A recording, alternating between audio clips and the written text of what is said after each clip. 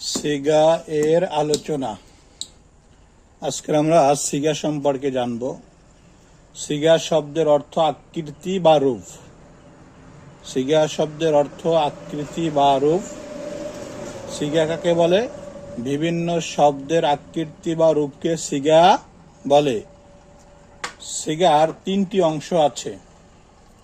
এক নম্বরে জেন্স।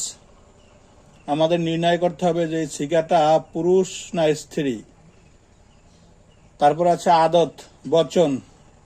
এটা কি ওয়াহেদ না তাসনিয়া না জমা, এক বচন না দ্বিবচন না বহু বচন, এটা আমরা নির্ণয় করব।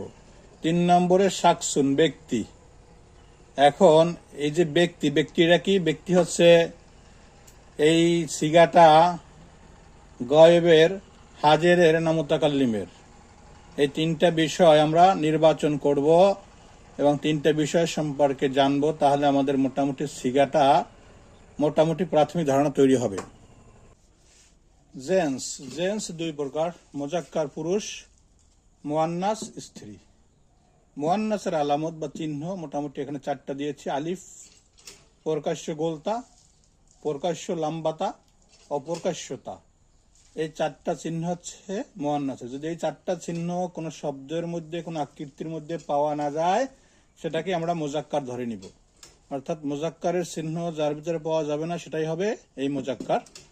তারপর আছে শাকসুন, 3 প্রকার। একটা হচ্ছে গায়েব, হাজির, মুতাকাল্লিম।